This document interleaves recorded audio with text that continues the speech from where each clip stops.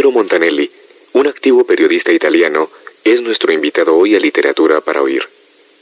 Él parece haber descubierto una fórmula que, sin embargo, es tan vieja como el mundo: hacer de la historia esa seria musa que nos habla de triunfos y derrotas, de reyes y de labradores, una bella narración llena de humor y goce.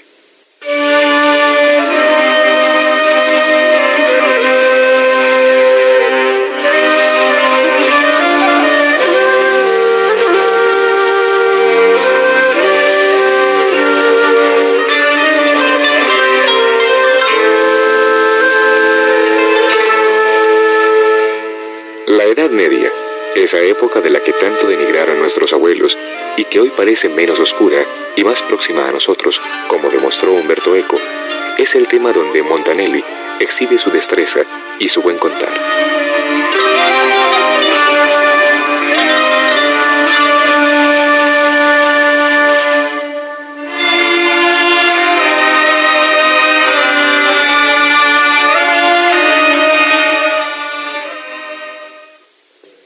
La leyenda del año 1000, como hoy se sabe, fue una invención de la posteridad. Los que vinieron después supusieron que toda Europa había creído en el anuncio dado por ciertos cuaresmalistas de que el fin del milenio iba a coincidir con el fin del mundo, y que en la noche entre el 31 de diciembre y el 1 de enero, las trompetas del Apocalipsis convocarían a todos al juicio universal. Acercándose la gran hora, decíase, la vida se había paralizado. Los hombres abandonaban sus negocios para recogerse en oración, confesar sus pecados y expiarlos. Las iglesias estaban abarrotadas de fieles salmodiantes. Los ladrones restituían el producto de sus robos. Los asesinos acudían a llorar sobre las tumbas de sus víctimas. Las mujeres que habían sido infieles confesaban sus adulterios a los maridos engañados, y éstos las perdonaban con la esperanza de ganarse un rinconcito en el paraíso. La escena era sugestiva, pero producto de pura fantasía.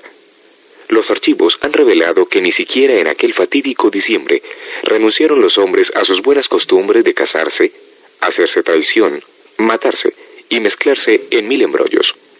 Lo demuestran los contratos, los procesos, los testamentos que siguieron tranquilamente haciendo esos mismos hombres con la certidumbre de la continuidad de la vida. Tal vez, sobre todo entre el público sencillo, habría habido alguna gente crédula y despavorida que diría adiós al sol del 31 de diciembre con la seguridad de no verlo reaparecer. Pero se trató de casos aislados. El día siguiente fue una jornada como las demás, tal vez un poco más solemne, porque cerraba un milenio e inauguraba otro, pero con los habituales problemas de siempre. Intentemos hacer una rápida síntesis.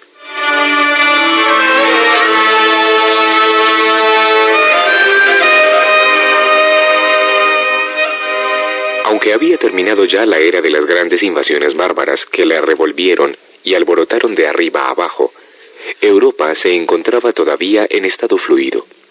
Una maraña de razas que a duras penas intentaban amalgamarse, y de grandes o pequeños potentados de dimensiones versátiles, y de confines fluctuantes y arbitrarios, en los que nada se delineaba que pudiera asemejarse ni aún de lejos a una nación o a un estado. Solo dos fuerzas trataban de solidificar este magma, el papado y el imperio. Pero las dos estaban en crisis.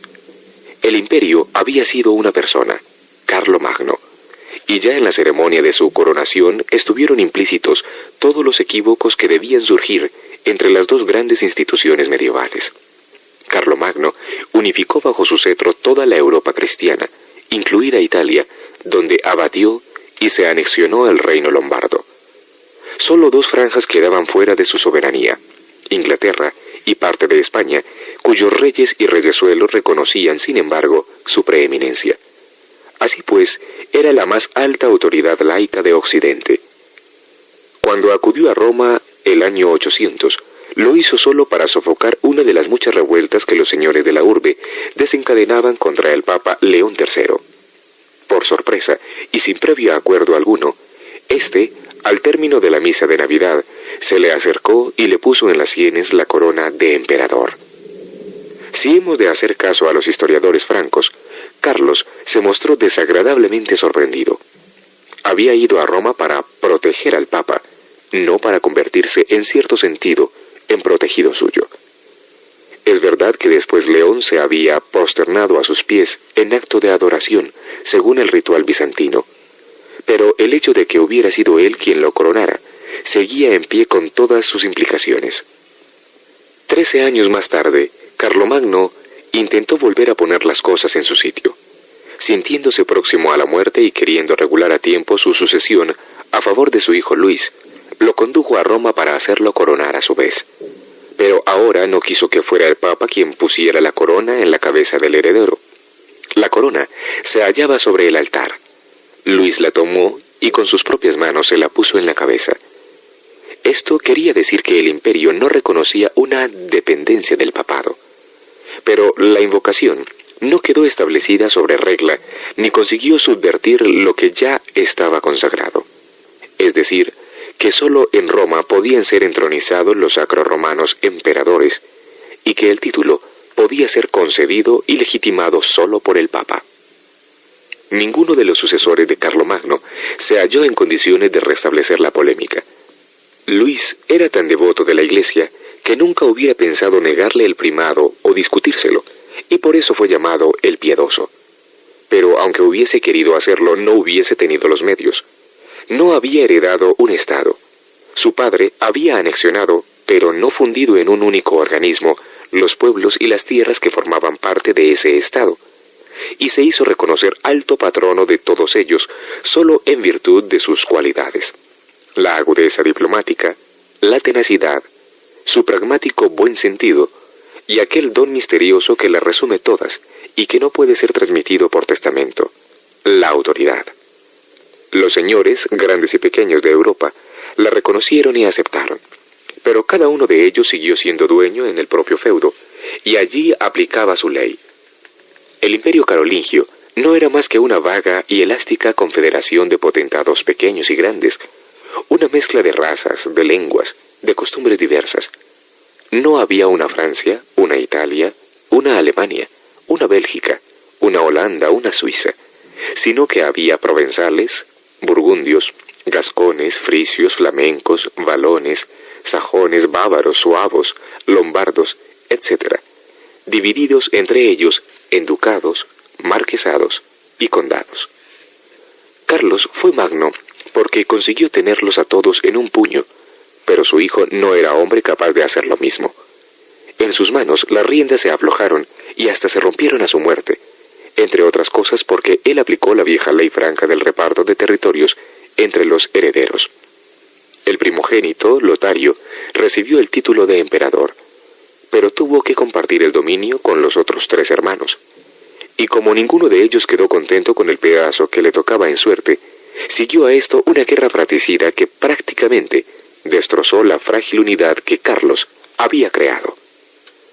Solo la casualidad consiguió reconstruirla al subir al trono Carlos el Gordo, después de la muerte de todos sus demás parientes. Pero ya las fuerzas centrífugas se habían impuesto, y el Gordo no tenía el pulso de su abuelo para mantenerlas frenadas. Con su deposición el año 887, la ruptura del imperio carolingio se hizo irreparable. Siguieron 100 años de caos, cuyo resultado final fue la descomposición de Europa en una vía láctea de potentados sin nexo alguno ni lazo de unión entre ellos. Pero en la segunda mitad del siglo X, los acontecimientos imprimieron una nueva dirección a la historia de nuestro continente. Ante todo, en la que hoy se llama Francia, se abatió el siglo precedente una horda de piratas escandinavos que, tras haber tomado posesión estable de la región a la que dieron su propio nombre, Normandía, invadieron la península y la saquearon. Esta península estaba a su vez dividida en señoríos independientes: Provenza, Aquitania, Borgoña, que incluso se había constituido en reino, etc. París, capital de la llamada Île-de-France, no era más que un pueblo de tiendas de campaña en madera y de barro. Residía allí el último heredero de la monarquía carolingia, Luis V. Se llamaba Rey de los Francos, pero su afectiva soberanía se reducía ahora a aquel rinconcito de provincia comprendido entre París y Orleans. Las dos ciudades fueron en varias ocasiones atacadas por los terribles normandos y sufrieron mucho a causa de sus incursiones. Un conde Roberto se batió gallardamente entre ellos y cayó en combate. Su hijo Eudo imitó las gestas del padre y se ganó en el campo de batalla el título de Duque de los Francos. La familia gozaba ya de tal prestigio que hubiera podido escalar cómodamente el trono, expulsando de él a los últimos carolingios. Pero además del valor, esta familia heredaba de padre a hijo la lealtad y la prudencia. Solo cuando Luis murió en un accidente de caza, sin dejar herederos, el bisnieto de Roberto y de Eudo, llamado Hugo Capeto, se decidió a ocupar su puesto. «Juro hacer justicia al pueblo que se me confía», dijo en el momento en que el arzobispo de Reims lo consagraba, el fundador de esta dinastía destinada a permanecer 800 años en el trono. Nadie en aquel momento podía prever tan larga fortuna. El potentado Capeto era bien poca cosa, y muchos de los demás señores de Francia, como el duque de Aquitania, y los condes de Flandes y de Tolosa, más ricos y poderosos, ni siquiera lo reconocieron. Pero los Capeto tenían en su juego cartas que con el tiempo iban a revelarse preciosas. Primero, desde aquel pequeño rincón de tierras se controlaban los dos grandes ríos de Francia, el Sena y el Loira, que lo hacían militarmente inconquistable y lo destinaban a un seguro éxito industrial y mercantil. Segundo, el trono en el que se asentaban era el mismo de Carlomagno. Tercero, derribando la vieja y deletérea costumbre franca del reparto del poder entre los herederos, lo concentraron siempre en el primogénito, asociándolo al trono aún antes de la hora de la sucesión. Por último, tuvieron la prudencia de conformarse con el título de rey, sin pretender añadirle el de emperador, lo que les permitió dedicar todas sus energías solo a Francia y a su unificación.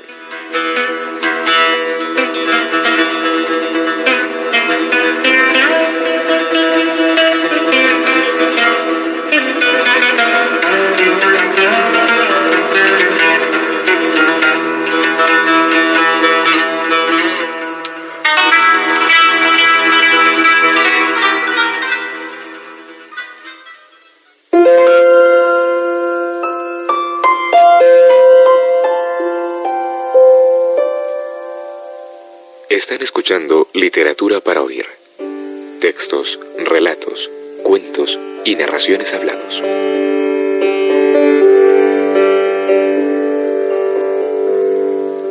Hoy, Indro Montanelli o El historiador sin pompa, Italia.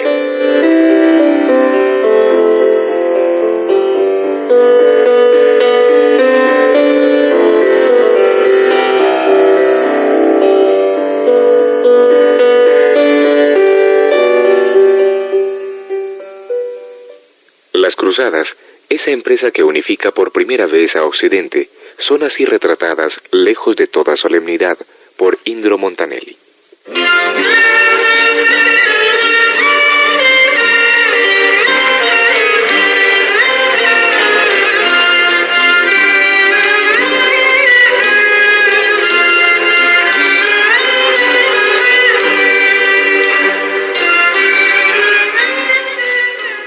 En 1088, cuenta una vieja crónica, un peregrino de regreso de Tierra Santa, Pedro el Ermitaño, llevó al Papa Urbano una carta de Simeón, patriarca de Jerusalén.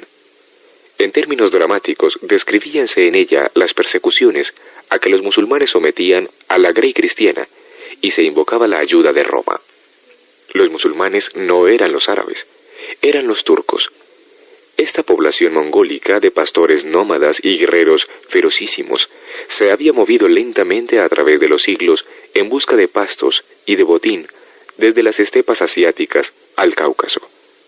Aquí entraron en contacto con los árabes entonces en plena euforia expansionista, y algunos de ellos, convertidos al Islam, se alistaron bajo sus banderas como mercenarios.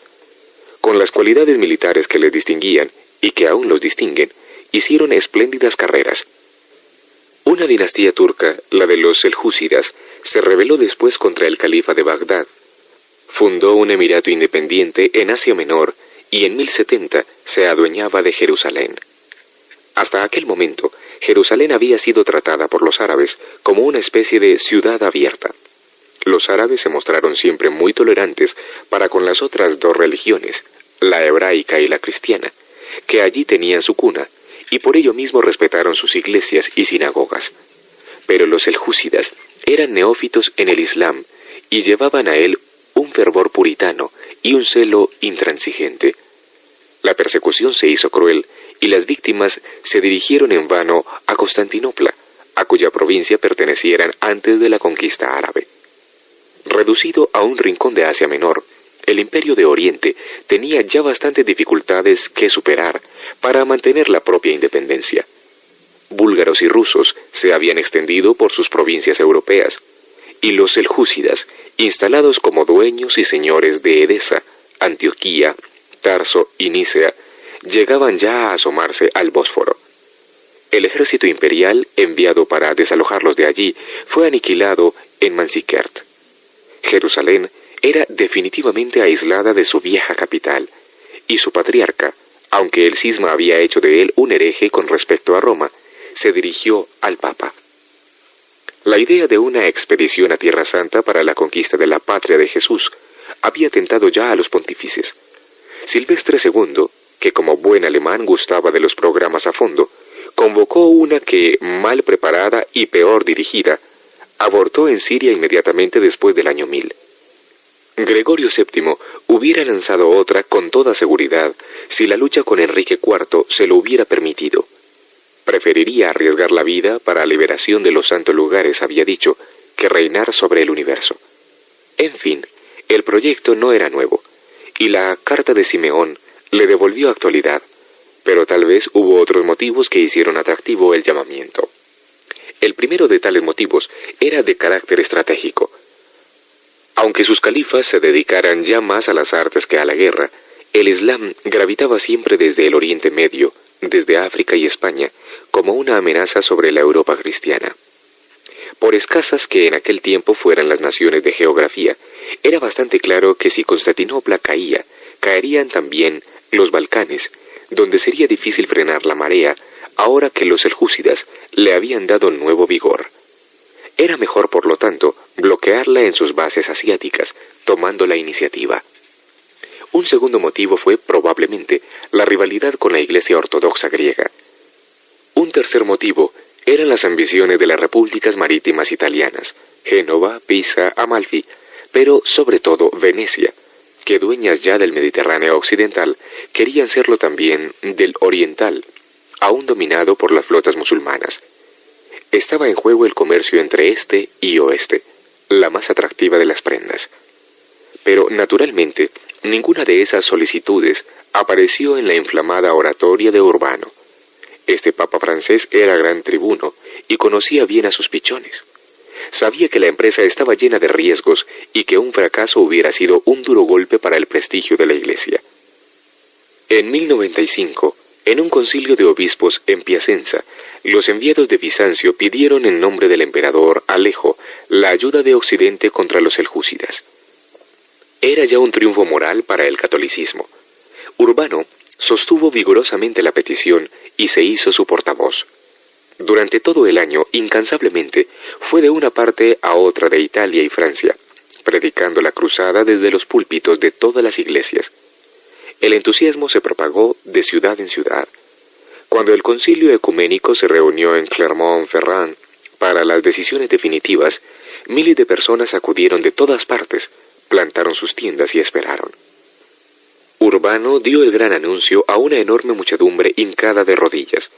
Describió con colores apocalípticos las persecuciones musulmanas contra los hermanos cristianos de Jerusalén. Recordó a los franceses, aguijoneando su orgullo, que eran los hijos predilectos del Señor. Recordó su antigua y épica lucha contra el Islam de España. Carlomagno, Roldán, la sangre de Roncesvalles, que aún aguardaba a un vengador. Los invitó a olvidar todo lo demás, sus inútiles vanidades y discordias, sus mezquinos intereses, sus propiedades y hasta sus familias.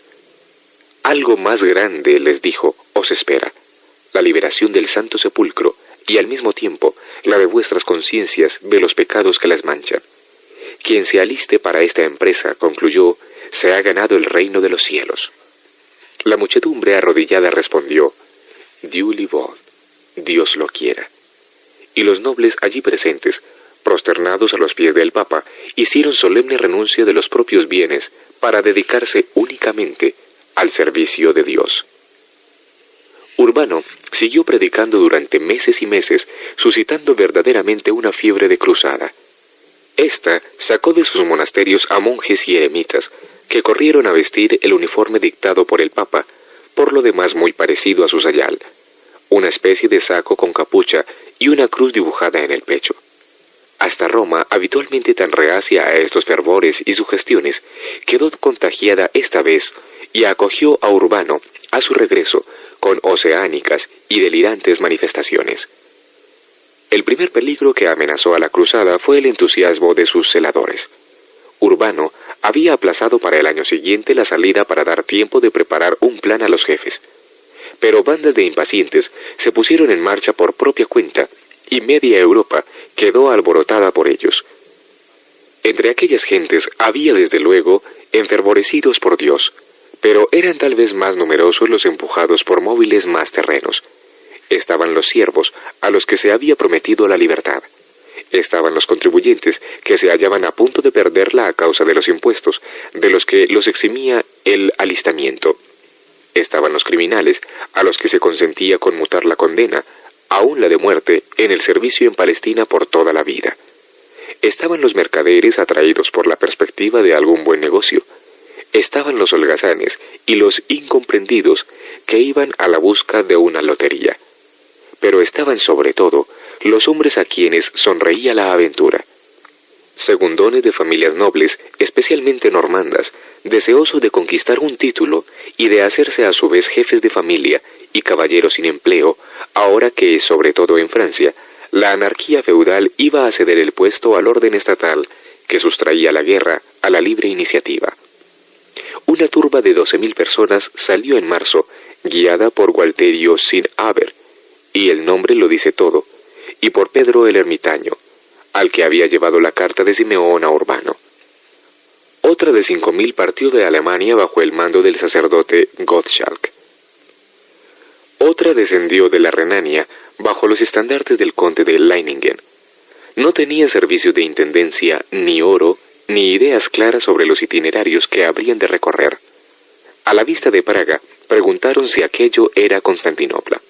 La respuesta negativa los decepcionó e irritó, entre otras razones porque ya no tenían nada que comer. Trataron a la ciudad como si hubiera sido una presa bélica. Las poblaciones reaccionaron cerrando las puertas de sus murallas, y los cruzados se desquitaron saqueando los campos. Aquello no era un ejército, desde luego. En las tropas iban también esposas e hijos. Las esposas habían sabido que con el uniforme de los cruzados iban también muchas prostitutas, y en manera alguna querían dejarles el campo libre. Llegaron a Constantinopla como Dios quiso. Alejo se llevó las manos a la cabeza, y para deshacerse de aquella gente movilizó la flota, que se encargaría de llevar a la otra orilla del Bósforo a los incómodos aliados. Pero no dejó de aconsejarles que aguardaran la llegada de refuerzos antes de tomar cualquier iniciativa. Pero aquellos desesperados, quizás escasos de víveres, marcharon sobre Nicea, sin atender a razones. La guarnición turca no tuvo dificultad alguna en rodearlos y aniquilarlos. Gualterio fue muerto. Entre los pocos que quedaron con vida estaba Pedro el Ermitaño, que, desilusionado y disgustado, lo dejó todo y se volvió a su casa.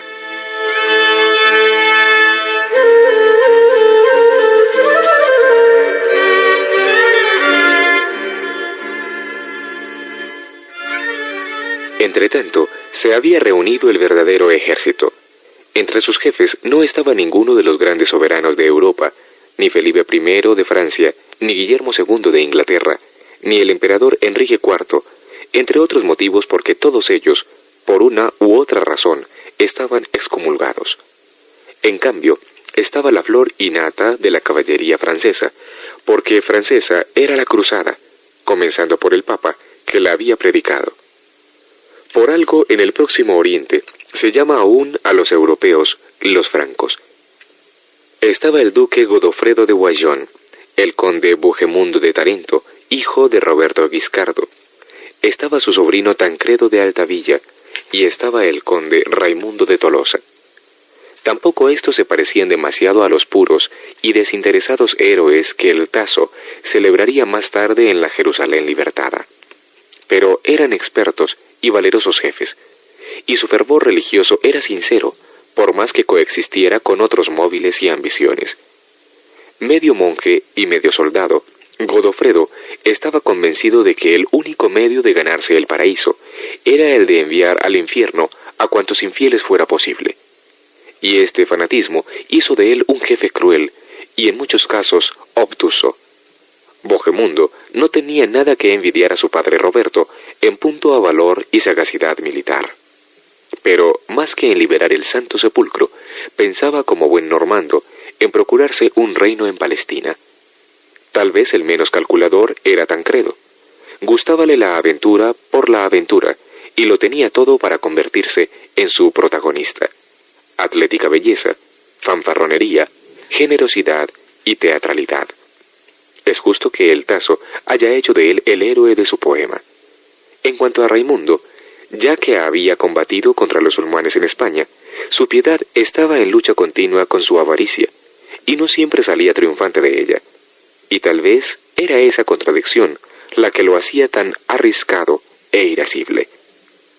La concordia de estos hombres, de los que dependía el éxito de la expedición, fue inmediatamente puesta a dura prueba por la propuesta de Bohemundo de comenzar la guerra desde Constantinopla, adueñándose de aquella ciudad. Godofredo, que gozaba de la autoridad de jefe, lo rechazó. Pero la idea quedó en el aire y el emperador Alejo debió de olerse algo. La refinada y poco bélica sociedad bizantina acogió sin simpatía a aquellos caballeros de sonoros nombres, pero casi analfabetos y de toscos modales. Ellos quedaron estupefactos y también escandalizados del lujo de aquellas casas, de aquellas iglesias, de aquella gente afeminada a sus ojos. Cada una de las partes sospechaba de la otra alguna doblez. Probablemente había también por medio algún importante equívoco. Alejo se había dirigido a Occidente para pedirle solo refuerzos, y veía venírsele encima todo un ejército del que ahora se sentía prisionero. Más que liberar a Jerusalén, miró de liberarse a sí mismo, y lo hizo con bizantina diplomacia. El espíritu de cruzada sobrevivió después de la empresa. Hubo la cruzada contra los eslavos en la Alemania oriental, contra los albigenses y hasta, como veremos, contra los alemanes Hohenstaufen. Desde ese momento, de hecho, los especialistas en derecho canónico empezaron a elaborar la teoría de la guerra justa. En resumidas cuentas, la cruzada fue un gran trauma. Los que volvieron de ella lo hicieron con un concepto de la civilización musulmana bastante diverso de aquel con el que habían partido. En muchas cosas la habían hallado superior y más tolerante que la cristiana, e importaron a Europa no pocos testimonios: el compás, el arte del grabado y del vidrio, las alfombras, las especias, además de la costumbre, adoptada por muchos de los cruzados, de afeitarse. A través de sus relatos, muchas palabras árabes y las fábulas orientales llegaron a oídos de Occidente. No era más que una semilla, pero floreció.